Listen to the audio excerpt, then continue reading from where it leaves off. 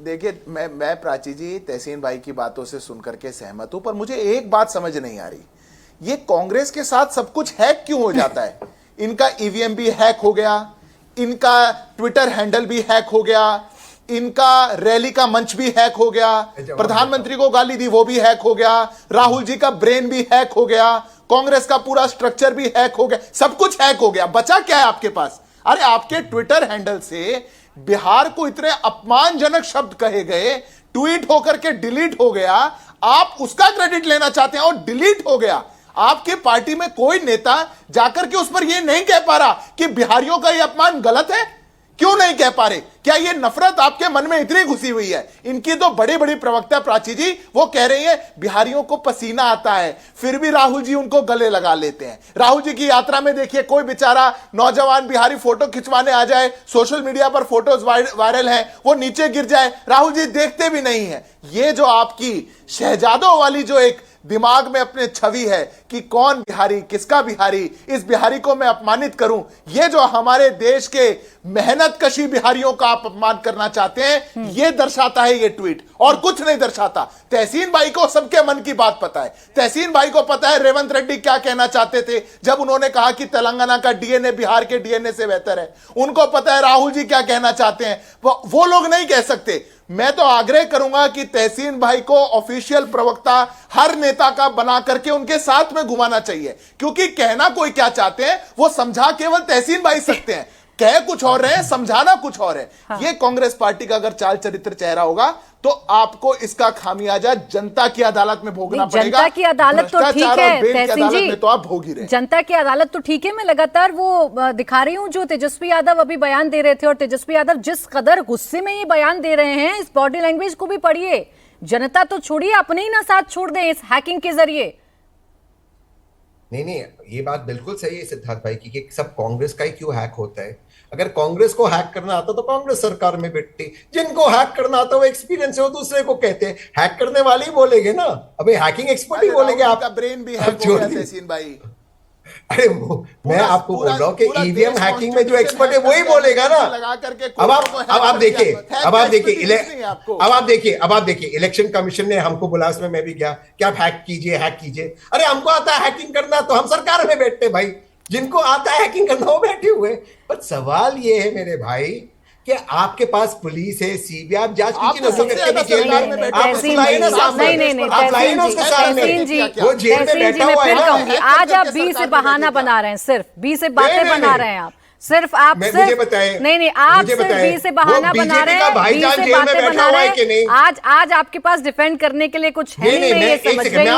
और ये हैकिंग वाली बात मुझे तो तब समझाइएगा जब तेजस्वी यादव जी समझेंगे। वो तो गुस्सा है, वो गुस्सा है सर। उन्होंने तो पत्रकारों की बात भी नहीं सुनी, उन्होंने कहा हैकिंग की बात कही जाए, उन्होंने कहा नहीं गलत है ये जो हुआ है।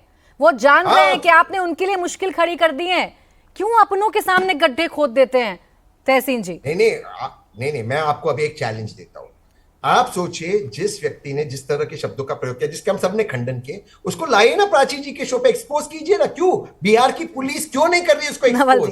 यही तो बता रहे हम। अच्छा नवल जी जवाब। ये बीफो बीजेपी लेकिन इतना तो पता चल गया, इतनी असहाय हो गई है कांग्रेस पार्टी के, उसका सिस्टम भी हैक हो रहा है, उसका ट्विटर हैंडल भी हैक हो रहा, उसका सर जो मंच है वो भी हैक हो जा रहा है। इतनी असहाय हो गई, इतनी मासूम पार्टी है कांग्रेस। नवल जी जवाब दीजिए। कह रहे हैं साजिश आप लोगों की है ताकि आप बुना पाए, माहिर हैं आप, मास्टर हैं इस चीज में। देखिए इनकी बातों को सुनकर केवल हंसा जा सकता है प्राची जी, और पूरा देश जान गया है कि इनका असली चरित्र क्या है।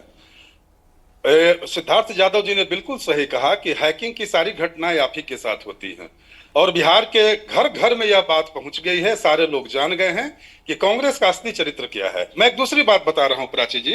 देखिए अभी बिहार में तिलकुट प्रेम की चर्चा हो रही थी, राष्ट्रीय जनता दल के प्रवक्ता कर रहे थे। एक न्यूज का छोटा सा हेडिंग मैं केवल सुना रहा हूं कि तिलकुट की दुकान में पीटे राष्ट्रीय जनता दल के विधायक, डाल दिया गरम तेल। हुआ यह था कि अभी जो जहानाबाद के वर्तमान सांसद हैं, वो सांसद बनने के पहले राजद विधायक थे। वो गया में तिलकुट वालों से रंगदारी मांगने के लिए अपने आदमी भेजे थे और बाद में खुद पहुंचे। नाराज होकर तिलकुट वालों ने खौलते हुए कड़ाही का पूरा तेल उनके सर पर डाल दिया और उनका पूरा सर जल गया। ये तिलकुट प्रेमी लोग हैं, तिलकुट इनको ज्यादा भाता है, इसलिए मैं एक छोटी सी घटना का आपके सामने जिक्र कर रहा हूं। दूसरी बात यह कि जीएसटी को लेकर राष्ट्रीय जनता दल के नेता जो संजीदगी दिखा रहे हैं, लालू यादव जी जब सत्ता में थे तो लालू यादव जी से पूछा गया था कि लालू यादव जी अब बिहार का विकास क्यों नहीं कर रहे हैं, तो लालू जी ने जवाब दिया था कि अरे बुर्बक, विकास से कहीं वोट मिलता है? वोट मिलता है जातीय समीकरण से। मैं अपने जातीय समीकरण से नीतीश कुमार के विकास की हवा निकाल दूंगा। तो राष्ट्रीय जनता दल के नेता अगर अर्थशास्त्र पर या विकास पर कोई प्रवचन देते हैं तो बड़ी हैरत होती है, क्योंकि 15 साल तक इनका पूरा शासन का काल केवल घपला और घोटाला का पर्याय बना रहा। इनका पूरा शासनकाल अपहरण और रंगदारी का पर्याय बना रहा। जरा सोचिए और पूछिए कि टैक्स रिफॉर्म के नाम पर 15 वर्षों तक क्या किया। 15 वर्षों में बिहार में चेक पोस्टों पर बस 1 मिनट, जीएसटी आने के पहले बिहार में राष्ट्रीय जनता दल के शासन में चेक पोस्टों पर जो वसूली होती थी, सेल टैक्स डिपार्टमेंट में जो वसूली होती थी, उसे सारे बिहार वासी जानते थे। नंगा नाच होता था। ये तो धन्य हो जीएसटी, ये धन्य हो जीएसटी। नहीं, ये जवाब देंगे अभी जैन जी। जीएसटी में बिहार के साथ जीएसटी रिफॉर्म में बिहार के साथ भेदभाव हो गया, ये आपकी पार्टी का आरोप है। आप कह रहे हैं कि गुजराती यहां पर भी बिहारियों को ठग रहे हैं, ये आपका आरोप है। अब जो सीधे सीधे बिहार को बीड़ी से तुलना कर रहा है, उस पर आप कुछ नहीं बोलेगा, उस पर खामोश रहिएगा। अब तो आखिर में आ गई हूं अपने शो के, अब तो खंडन कर दीजिए मेरे शो पर।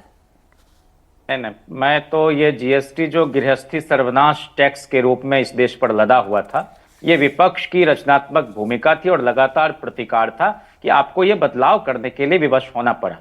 आप जहां तक बीड़ी की बात कर रही हैं, तो शुरू में ही इस बात को लेकर स्पष्ट कर दिया गया। जो हमारे सर्वमान्य नेता है, उन्होंने आप कह दिया मीडिया के सामने कि भाई ये ठीक नहीं है, हम इसको कतई ठीक नहीं मानते जो भी हुआ। लेकिन हम दूसरी बात आपसे कह रहे हैं जो नवल जी कह रहे हैं। हम तो ये कह रहे हैं कि 7 विश्वविद्यालय बिहार में देने का श्रेय हमारी सरकार को जाता है। केंद्र में जब हमको मौका मिला तो 3 केंद्रीय विश्वविद्यालय और फिर 2 केंद्रीय विश्वविद्यालयों का परिसर बिहार में, कुल 5 केंद्रीय विश्वविद्यालय हमको जाता है।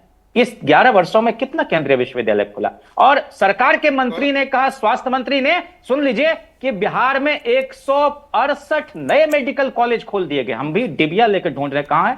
कहा गया कि इस देश में हर हफ्ता में एक यूनिवर्सिटी खोला। अरे अब फिर आप बीच में बोल रहे नवल जी। नहीं, ये कौन सी रिवायत चला रहा है? दूसरा सुन लीजिए नहीं दूंगा, क्योंकि आपने अपना प्रवचन दे दिया है अपना। दूसरा, प्रेम कुमार, अरे भाई 168 अच्छा चले ठीक है, लेकिन